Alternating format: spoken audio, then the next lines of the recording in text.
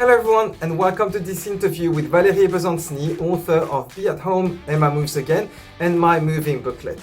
Certain schools see these books as so valuable that they send them to the new students who are going to join them before they move countries so that they can have a successful transition between countries and arriving in a new school.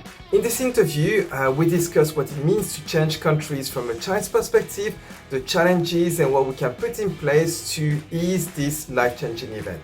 If you work in a school that often receives new students from other countries, or if you're a family planning to move to another country, stick around for the very interesting conversation we've had. Valerie is generously giving away a copy of these books, so for a chance to win one of them, please check page 1 of the program of the event linked in the description below. Valerie is an international education transition consultant, trainer and educator, and over the past 20 years she has taught in international schools across 4 continents. She was the executive director for SPAN, so Safe Passage Across Networks, for several years and co-created and facilitated the Law of Transition Certificate course. Currently, she is the international advisor on transition care and mobility services for the Council of International Schools. So a very interesting interview coming up for you, and without further ado, let's get to it. Hello Valerie, it's a great pleasure to have you as part of the Grand Multiliteracy event. You're the author of Be at Home, Emma Moves Again, and My Moving Booklet, which are perfect for children who are moving from one country to another. And I'm so happy you have accepted my invitation to talk about these wonderful books. So welcome, Valerie. Thank you so much, Yusita, and thank you very much for the opportunity to talk about my books and about multilingualism. Before we go on to talking about your books, could you tell us a bit more about what you do professionally and what led you to help families move countries, or is that also the right expression I could use to summarize what you do as for work? It's part of what I do. Thank you, Yoshito. I've been a teacher in international schools for almost 20 years, and I taught in various international schools across 4 continents. And that's really where I started looking at how mobility affects children and how it affects their learning, how it affects their social emotional well-being, how it affects their sense of identity. And having grown up attending international schools myself, I've really felt a strong I recognized a lot of things that were happening in some of these students as they were moving from one school to another, and as they were moving from one culture to another and from one country to another with their families. So this is something that interested me from the moment I began teaching. I was doing my master's in education and curriculum and instruction, and came upon the book Third Culture Kids by Ruth Van Reken and David Pollock, and that really gave me an aha moment where I was like, oh my gosh, finally there's people who give this a language and understand what I'm talking about. And I was so excited to learn more and more about the research being done on third culture kids, cross-cultural kids, on everything that had to do with that. And it led me to get really involved with an organization called Families in Global Transitions, which was founded by Ruth Van Reken. And through Families in Global Transitions, became familiar with Doug Oda's work, who started Safe Passage Across Networks. And so I was very involved with both these organizations. And then when our family, my husband, who's an educator as well, we took a sabbatical in 2019. And after that, well, we wanted to world school our children and travel around the world with them. Which we did, but it was short-lived because then 2020 happened, and as we both know, the world changed, and that's when we decided not to go back to our teaching jobs and to stay in this small mountain town in Switzerland, and where I took the decision to really invest myself in everything that was related to transitions care. So I started my own company, Roots with Boots. I did a lot of work with Safe Passage Across networks, and I should add to that that it was a wonderful way to find community as well, and all these like-minded professionals who really deeply, deeply cared about transitions care in international schools, but also in organizations, and who together with an amazing team of people, we looked at different ways that we could offer professional development specifically for schools and for the people in schools to help them understand better what it means to care for their students, for their colleagues, for their families as they go through transitions, and to help them manage transitions better. And I was very honored to be part of Safe Passage Across Networks, and lead the organization as the executive director for a few years, and am now currently working for the Council of International Schools, where I'm also very excited to have the opportunity to create more professional development possibilities on a broader scale in some ways, and continue to work with amazing colleagues there. So to answer your question, yes, I do work with families, but currently I'm working more directly with schools and organizations, and also universities, and looking at how they can best support their students, their colleagues, their families in transitions. So Okay. what I mostly do now is work what we developed over the last few years at Safe Passage Across Networks as well, was a lot of professional development opportunities, and one of them being a course that really supported teachers, counselors, principals, parents, and all the stakeholders in a school community on how to better understand what positive transitions care is, and how they can help embed it within their own school community to support their students and their colleagues or staff and their families. Thank you. It's so important that everyone has the knowledge of what it means for children to move from one school or one country to another. So it's not Absolutely. just one teacher. If the whole school is involved, it has a much better impact. Yes, and that's where it also stemmed from my experience, and some of my colleagues' experiences, that many times, first of all, wonderful things happen to support children in international schools, but unfortunately, they often happen in silos, and often the work falls upon the few teachers or social emotional counselors who are really invested in the topic, some of them because they've had very positive transitions experiences themselves, some of them negative experiences, but where they see how these experiences really affect a child, and where they really want to support them. But when it's happening in silos, what then often happens is that when those teachers leave the school, the system that they've Oh, started setting up also kind of falls apart. So it's yeah. really about how do you create an environment where the transitions care is sustainable, so that it doesn't rest upon the shoulders of the few who feel really invested in it, but where everybody really understands the value of bringing that into their community, so that when people leave, that the systems, the policies, the procedures remain in place, and that it can continue, and form a very structured support network for the people in that school community. Thank you very much for explaining. And these I can really see how they can help the students, but also the adults. And I guess we can talk about it a bit after. Now, talking about the story of Be at Home, Emma Moves Again. So it's the story of a 10-year-old girl who learns that her dad took a professional opportunity and is going to move from the Netherlands to Luxembourg. And she is not really happy with it at the beginning.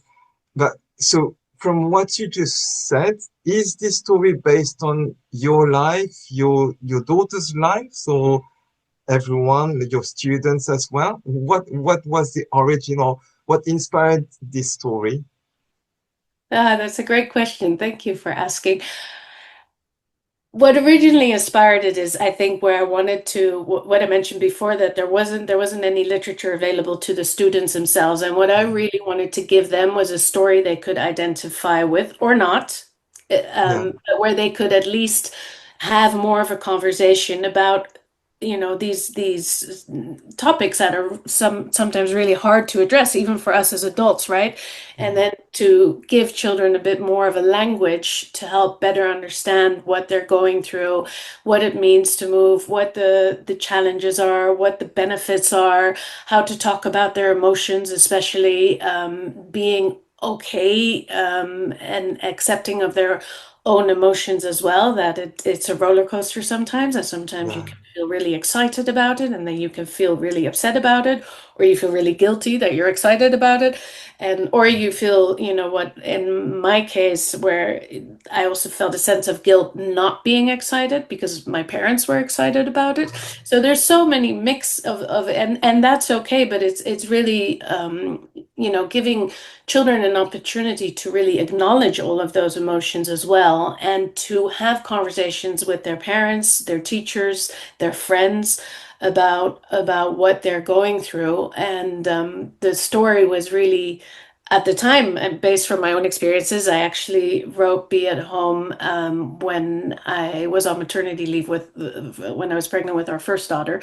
So what I wanted to do is, I think, process my own experiences of growing up as a third culture kid, yeah. so that I felt a bit more grounded entering motherhood, and knowing I was going to be raising two cross-cultural children. Who My husband's American, I'm Dutch by birth, and we moved around a lot, but also keeping in mind my students at all times, and thinking, okay, how can I continue to better support them in the classroom, and through various ways of embedding it into my own curriculum as a primary school teacher. So, Yeah. but yes, the story, I did move from the Netherlands to Luxembourg. I was not 11, I was 13 at the time. But I wanted to make her a little bit younger because I wanted to make the story a bit more accessible to younger children Ah, specifically. And also because of the teddy bear element, I wanted to make sure it kind of ah, yeah. corresponded a bit more with the age as well. Yeah, so it is based on my own experience. Okay. Ah, yeah. I'm going to come back on a few details you mentioned, like the teddy bear, etc. But before that, uh, I was wondering, so for example, I grew up in France. My whole life, my whole childhood was in France up to 23. Then I moved to England. So for me, moving countries has always been my decision. It's something that's very different for children who need to follow their parents. And for me, it was really enlightening to see the situation from the child's perspective. And I was wondering if you had also the adults in the children's lives in mind when you wrote it, or if it was really just for the children. Yeah, I definitely had the adults in mind as well, because what I think happens a lot of the times as adults, we don't want to see our children suffer ever, right? So we're very quick when they're upset to want to encourage them and to say, "Oh, but don't be sad that we're moving, because it's going to be amazing, and you're going to this fantastic new school, and you're going to make new friends, and think about all the activities you can do there, and the new language." And we come up with a million things to try to make it better, and then sometimes we forget to just simply say, "Yeah, this is hard. It's Yeah, okay." And for me, that was the. I think once I've realized how important it was to just be able to acknowledge and comfort children, and it was actually Ruth Van Reken, the co-author of Third Culture Kids Growing Up Among Worlds, who was wonderful when I brought the idea of this book to her, and she really encouraged me. And as I was reading more of her work, and one thing that constantly surfaced was comfort before encouragement. And that's really what I wanted to offer the adults in this in this conversation as well, is just to say to the adults, just take the time to be okay with the Yeah. fact that your child is not okay for a little Yeah. bit, and be there for them, because that's really what they want most, and they don't need the pep talk always, right? Sometimes they Yeah. might need some of it, but not to the point where they have to suppress the bits that are more Yeah. difficult. Yeah. Thank you for explaining. And now I'd like to ask you a few details about the book itself. So you mentioned that it's inspired by your own story, by your own life, sorry, but that you moved when you were 13, but Emma is 10, 11 in the book. So why did you choose that age? And also, is it more difficult for teenagers or preteens in her case to move countries than when you're younger? I think in overall, I mean, you sometimes, as an adult, you also forget the experiences when you were really young, even though they've definitely shaped you and formed your identity in many ways. I moved for the first time when I was 5 years old, and I was thinking about that recently actually, and I was like, I don't recall the move. I don't recall packing up the house. I don't recall moving to the new house, any of that. So I do recall my very first day at school, which I describe in the book as well, where my parents, and I think the parents always mostly do everything with the best of intentions for their children, right? It's also Yeah, at the time they didn't, especially my parents and that generation, didn't necessarily have the language that our generation of parents had, and even the concept of a third culture kid. None of that was there then. So it was very much, when I think my parents asked for advice from friends or from people who had moved before, like, oh, what, how do we handle this? Or with the school, like, how do we handle it? She's 5, she's going from a Dutch speaking school environment to an English speaking school environment. And the school must, I imagine, also said, don't worry about it. She's going to have English as a second language lessons. She's going to be supported. She'll be fine. Just don't worry. Everything will be okay. But as a result, I didn't have any English going into that first day of school. So all of a sudden, I really had to go to the bathroom. And I didn't know yeah, how to ask the teacher. And I didn't know how to get her attention. It was a very busy kindergarten class. And finally, I just left the room and started wandering. And in my memory and in my experience, I felt like I must have been walking those hallways for like 45 minutes to an hour. And I remember like going into different rooms and giving myself a tour of the school, really. And I ended up finding the bathroom. I was fine. The teacher found me. In reality, I probably was gone only between 5 and 10 minutes, and the teacher quickly figured it out. She brought me back to the classroom. She then brought me to a Dutch-speaking student in the classroom, yeah. and that person translated for me. And then it turned out that there was a toilet like in the classroom, and I Ah, didn't know. But that's what stands out to me. So those are all little experiences. But I think also when you're moving as a young child, you're moving with your parents and your nuclear family, and that's your support network, right? Or and if you have siblings with siblings, I didn't have them, so I was very, very close with my parents always in those experiences of moving. But then as you become a teenager is really the time that you start forming those yeah, relationships with your peers that are so important to you, right? So yeah, do I do think it becomes more challenging as you grow older. And I definitely, in hindsight, found the move, because we moved again when we were in Luxembourg. We always moved at Christmas time. I don't know why, but that made it extra hard. But I moved again when I was 16, and that was a really hard move. And that one I yeah, really yeah, I found extremely challenging to again leave a group of friends, to again start in a new language, because I just learned to speak German relatively well again in Luxembourg. And then we moved to Geneva and it was all in French. And it was I think that the benefit of international schools, that the schooling bit was continuous because I could Yeah, I continue what I guess. was doing, and I was at the time following AP programs and A level, so that was good. But it was in terms of your peer group and Yeah. changing.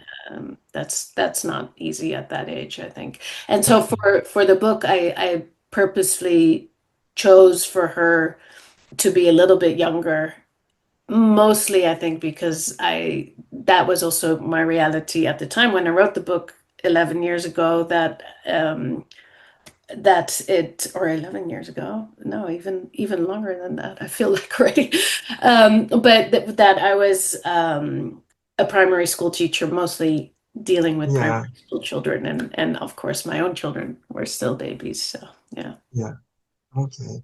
You mentioned earlier that there was you made her younger because of the teddy bear element, Yeah. and I thought it was so like a really clever character to put in the book because it's a teddy bear, so it doesn't really interact with anyone, but there are lots of thoughts and memories from before that they can bring to the story, but also different perspective.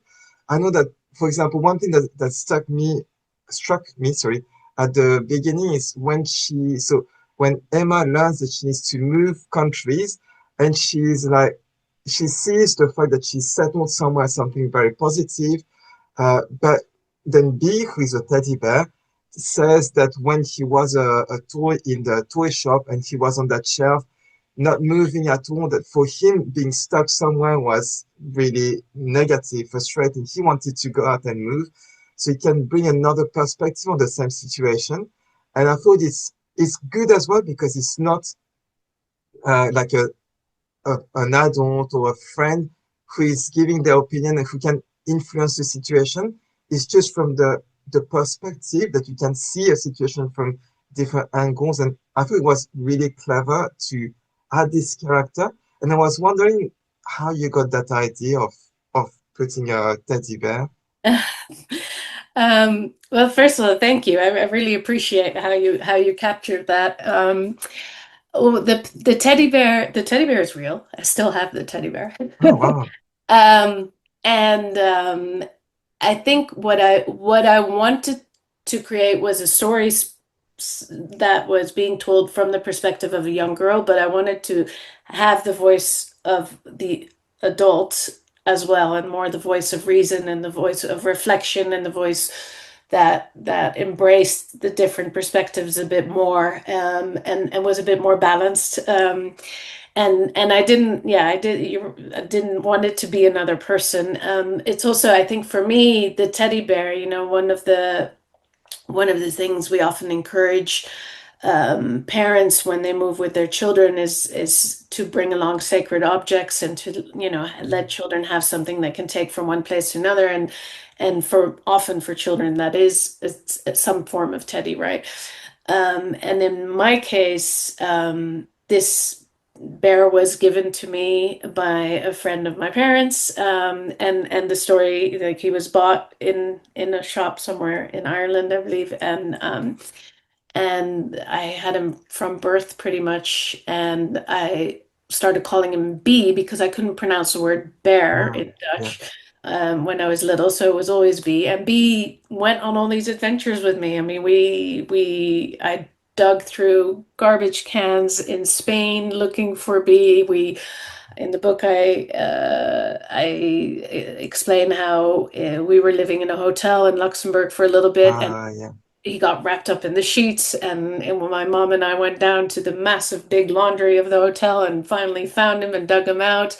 My dad had to back up on the highway exit once too because I left him Yeah. in the bathroom. So it was like this one thing I took with me everywhere I went. And then we had this fire, which I describe in the book as well. Yeah. And when I came back from camp, because luckily I wasn't at the house when this fire happened, and the first thing asked about, I didn't even ask about my dad or about the dog, but I asked about the teddy bear.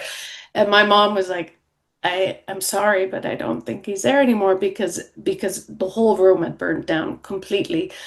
But luckily, the firemen had in The what they mattress do, they on. had thrown the mattress out first, so he was all the way at the bottom, and somebody found him after days and days. So all these things happened. So it was really um, a constant in my life, and Yeah. always at it. And so and I really wanted to, when you say bringing a different perspective, I think that's something so important to really take with you as well when you move as a family, and to embrace is that everybody is going through a move at a different pace. They're going through the whole transition cycle at a different pace. They experience it differently. They're going to have different emotions at different times. And, just because you're in it together doesn't mean you're Yeah. experiencing the move the same way. And so that's what I wanted to reflect in that character as well. And I had another question when I was reading the book is how the announcement was made of the move to Luxembourg. So the dad says so he learned that he had this opportunity. Apparently, he had a few opportunities, and he discussed with his wife, so Emma's mom, and that they let some opportunities go, but they thought this one was good. But for Emma, it was just one thing, so just Luxembourg, and it was presented as far as we're moving, not like do you want to move, etc. And I was wondering, is it what happens often in families who move from countries to countries? And also, is it better to involve the children earlier in the conversation or not? Or what would you say? Yeah, that's a really good question, and I don't have an answer of this is exactly how you should do it. I think for every situation it's different, and for every family it's different. However, I think for many families who are moving, as in the expat world, and who are often moving because of professional opportunities for one of the parents, um, often those decisions are not necessarily decisions that can be led by the children, especially when they're Yeah, younger, because it's decisions that the adults make with the best interests of their children, in mind usually. Um, but it's um, and in my case, I definitely don't recall ever having a say, even when we moved when I was 16. It's just that's what happened because that's what the circumstances led to. And even though, parents sometimes maybe have one choice over another, then they you still they have make to move. their pros and cons list of everything, and they make a choice and then present it, and then the process starts of, okay, then how can you involve your children and give them some kind of ownership. And I think that element is really important, because it's one thing to acknowledge and say, no, you don't have a say on where we're going, because this is what mom and dad decided, and this is what we think is best for our family. But you can, depending on their age, slowly but surely give them some ownership of some other things, right? So, for example, when you start looking at houses, I mean, that's something where you could Ah, maybe yeah. involve the children a bit more and say, okay, well, we're looking at this house and this house. What do you think? Which one do you like better? And give them some options. And then once you move in, like, which room do you want? What's the color Yeah. on the walls? Helping them, give them a bit of ownership of what they can, where they have a little bit of influence. When I was 16, and when we moved from Luxembourg to Geneva, my parents actually also gave me a lot of opportunity to reflect on which school I wanted to go to. And they had a strong Ah, preference for one, but I was leaning more towards another one because I felt like academically that was more what I wanted to do. And also, I would graduate a year earlier, so I knew I could leave earlier and go to college, which was, a drive for me at the time. But those, and in hindsight, I mean, it's debatable whether or not I picked the right school, but Yeah, the fact that I was given the choice, I yeah, think was really important to me and also motivated me more than to do well again because I knew I had been given that choice a little bit more. I think if leaving children out of any of those decisions can also possibly build some resentment then, especially yeah. the older they get, because then it's this complete lack of control of your own destiny, right? Mm. So it's about finding a fine balance, I think, depending on what age the children are Yeah. and what works well for you and your family. Yeah. I guess even when it's not about moving countries, there are loads of situations that we can't do anything about, but we Yeah, need to find a way to deal with it. So exactly. yeah, Yeah. so that's a good point. Yeah. And that's Mhm. also really what, what positive transitions care is how can you really, learn to manage those transitions because we're going to all go through transitions all the time. And like you say, you don't always have a choice.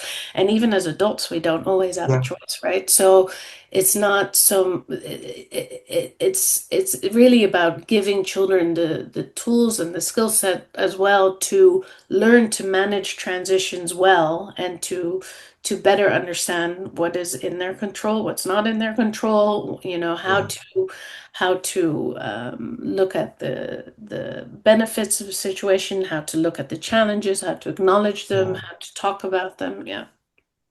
Okay, yeah. And so now I'd like to talk about this second book, so my moving booklet, which is accompanying Be at Home, Emma Moves Again. So in the first book, you it's described as so Emma's teacher, primary school teacher, is the one who has the idea and makes a booklet and gives it to her and to other children afterwards. Uh, are you this teacher in real life? Are you the one who had the idea, or did someone give you a booklet like this when you were a child? Uh, no, nobody gave me that booklet as a child, and I think I would have liked to have had a booklet like that. But I did have a absolutely wonderful teacher, and the teacher in Be at Home is based on a real life character, and she was my fifth grade teacher in the Netherlands, and unfortunately she passed away last year. But she really inspired me. In so many ways and really inspired me as a teacher as well to really have give children the opportunity to tell their story. So with my moving booklet, that's what I really had in mind is okay, how can we have children as young as they are sometimes tell their own moving story. So when I began teaching and children in my classroom came to me and said, "Oh, we're moving," I started creating this moving booklet. It was at the time super simple, Microsoft Word, PDF form, and then slowly but surely I had a few more activities, and then it became a little, one of those little ring Ah, binder things. And I always made them for my students. And once Be at Home was published, I had a colleague at the school in Geneva, and she said, "Well, that's great that this teacher gives this moving booklet, but where's the booklet? Like, why don't we have one?" So that got me thinking. I was like, "Yes, actually, maybe that's how the my moving booklet was created." And then the same teacher came to me a year later. She said, "Valerie, this is really nice that you have it, but where's the French version?" Because we were at a bilingual school. So then the French version came. And I was like, "You're right. ah, There should be a French version too." So that's how that was born, and I've had a lot of I have to say I've had a lot of fun using the booklet with my own students, with my own children when we moved, um, and then using it with families that I've consulted with, and just seeing them go through that whole process of processing their own story, right? And yeah, from the moment where they find out, um, to the moment that they feel somewhat back into, feeling somewhat of settled in, that re-involvement stage in the transition cycle where they feel, okay, things are, there's a new routine, there's a new, um, yeah, life that I now own as Great. my new Yeah. place. Yeah. So, I felt the same as the first book, that it was a really good guide for parents as well, or I guess teachers who haven't had this experience of moving countries as children, something that's out of their own control. mhm. And I was wondering if there was a particular section that you think is important for the adults in the lives of these children to know about, or to maybe go through with their children or students. Yes. Well, I think the one element that I tried to capture really as well is the emotions. So, I mean, there are only 9 of them here, but to really talk with your children about the different emotions. I was thrilled when the movie Inside Out came out Ah, because yeah, that really captured everything that I was trying to do, but they've done it in such an amazing way, really showing, how children go through all those emotions when they move. So a map of feelings and coming back to that every time after an activity as well. And then at the other thing that I think is helpful is to go through some rituals and traditions that you have in one place ah, that you can yeah, bring to another place, because I think that there's often this element of like, oh, we're moving and everything is going to be different, but it's actually a lot of things can stay the same, yeah, even though we are as a family going to a new place. That doesn't mean everything is going to be different. And a lot of families do a wonderful job of completely recreating, the element of home by when they have the opportunity to take all their things with them, and and really, you feel like your home comes with you, even though yeah, it's in a different building each time. But then those are big things, right? But then there's also the little things, the little traditions, the little, whether it's, if you have a special kind of evening with your family once a week, mm, that you continue to do, where we with our children, where we for a very long time and still often do Pancake Wednesday, where we yeah, make sure that at lunchtime we always make pancakes, and the kids can bring friends, and where that's something that we've done in one place and then taken it to the next place. So ah, little rituals and traditions that you can take with you no matter where yeah. you go. That's one of the sections I thought as well was something I wouldn't have necessarily thought about is creating these rituals, like to take, like you said, your home with you. Um, because also in the booklet, it talks about the rituals you have now before moving and the new rituals you can create. So I guess it's also seeing the positive of the fact that things can change, but it can change in Yeah, a positive way. yeah, And another section I really liked is I think it's called things I must remember to do one more time before I move. And yeah, I thought that was so important that instead of always regret the fact that we won't be able to do this again and again, at least do it one last time. It can give a sense of closure, I guess, exactly. with Yeah, these things before we move. yeah, So, absolutely. No, and I think that's exactly it. It's about embracing all the things you love about a place, and taking the time to really think about, okay, what is it I want to make sure I say, who is it I want to say goodbye to?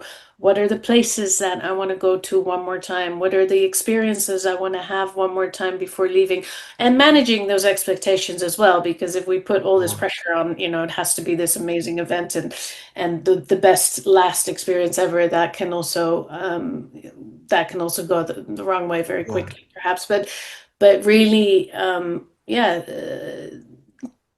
taking the time to think about that so that we don't arrive in the new place saying, oh, but I never said goodbye to Yeah, so, oh, we never did that anymore. Oh, those situations can be avoided somewhat if you take the time to really think about it. And I think, I mean, for everybody that is different too, but it's a for me, I know that when I leave a house, even if it's, a house of somebody that we visit and we really care about, and we're not going to be there again for a long time, I take the time to say goodbye to the house. It yeah, takes, people might not even notice it, but I do it very quietly. I do it to myself, but it gives me that little sense of closure of like, okay, thank you for the time we've had here. Thank you for, and I can, and I think it's important to teach children as well the importance of those goodbyes and yeah, grateful goodbyes, and to really, as you know, in their culture kids as well, the book by Ruth van Rijk and Dick Pollock, and to really go through that raft process that mm, is talked about very often, but really intentionally say goodbye to things so yeah, that you're ready for an intentional hello to new things. yeah. Yeah, Thank you. which is Um, not always yeah, easy, even as an adult. yeah. And I'm going to ask you in a minute to read an extract of your book, but I was wondering if you had any final thought or advice you would like to share with everyone, so whether it's adults or children. I think my only piece of advice really is to embrace any transition and to really support our as a parent to our children, as a teacher, our students, but to really support them in acknowledging the challenges that come with the transition, but also helping them understand the benefits that come with the transition, but especially to allow them to process their own story, to really take some time to think about what it means to them, and that will change over time. That will change as they grow older, but I think it's just really important that they learn to process their emotions, their own experiences, and that they understand themselves a little bit better, and where they feel a little bit more strongly grounded in their own roots, even though they're moving a lot. And this is why I've called my own consulting company Roots with Boots, because I think it's really important that you understand that you can still have really strong roots even when you have a globally mobile life, and Yeah, where I would never discourage anyone from having those opportunities, and to experience moving around and being in different cultures, because there's so many benefits to it. And I truly believe that the benefits outweigh any of the challenges. But if we yeah, don't take the time to address the challenges, it's hard to reap those benefits. yeah. These are all like life skills as well to get, and Yes, it's not just moving. And I think that's, as for me, as I'm growing older as well, that's what I'm realizing. It's not just the transitions aren't just moving from A to B. It's the transitions that we all go through, whether to always remember that even when we are the ones moving away, the people we care yeah, about are also experiencing a transition, yeah, because their lives are impacted by the fact that we're not there anymore all the time. yeah. Thank you so much for the time you've taken to go through your books, to explain about what it means to move from one country to another. And yeah, to finish, I would love to have you read a part of the of your book. So be at home, Emma moves again. And could you tell us which part you would like to choose? And yeah, Sure. So I'd like to choose the part early on in the book, It's chapter 2, The Good and the Bad. And The Good and the Bad is where Emma starts writing down a pros and cons list. Her father, which my dad was also very much like that, was very much about, write down everything, all the pros and all the cons. And as she's writing this list, her cons list is way longer than her pros list. Ah, yeah. So she's struggling with that a little bit. And she's thinking, if I write down this list, I might convince my parents to not move. So this won't really work to convince my parents, Emma says, sighing to be. She takes the elastic band around her wrist and ties her blonde hair into a bun on top of her head. Picking up her pen, she starts doodling little waves around her list. Her pen moves up and down as she follows the crest of each wave. While she draws, it dawns on Emma that the list helps her understand her questions about moving better. Still, it leaves her with that nervous feeling deep down inside. She stares at the waves and begins to think of swimming. Emma loves to swim, but always hates that first dive into the cold water. The only reason she manages to tough it through that freezing first plunge is that terrific feeling of the water rushing past her body as she glides through it. Thinking about all the pros and cons is not going to help me get through this. I just need to dive in and keep swimming. Maybe I will start liking it after a few strokes. She glances back at the waves around her list.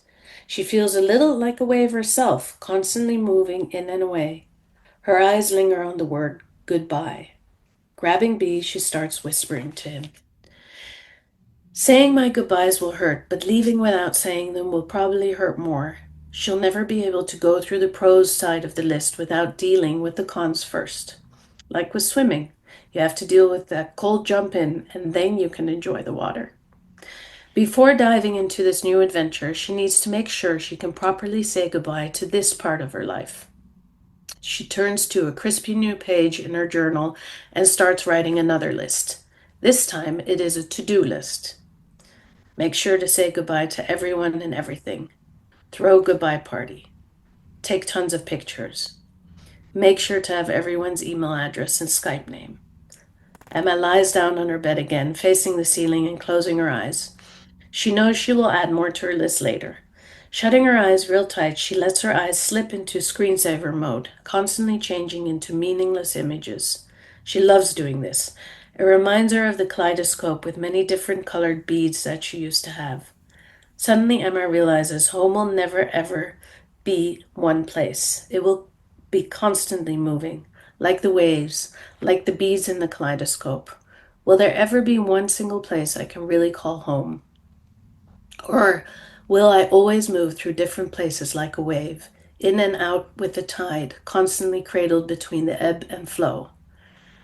Wherever home is, she whispers to B and hugs him tightly. Will you come with me? Even though she's getting much too old for a teddy bear, she can't bear the thought of ever leaving him behind. After all, you simply don't grow out of things you love. Thank you so much. That's really a beautiful book. Yeah, and I really think everyone who's going to move countries, and maybe even the people who stay to understand what it means to move countries, should be reading it. Thank you so much for the time you've taken to talk about your wonderful books. Thank you so much, and thank you for the opportunity, and it was wonderful to talk to you, and thank you for taking an interest in these books and for everything you do for families that are moving.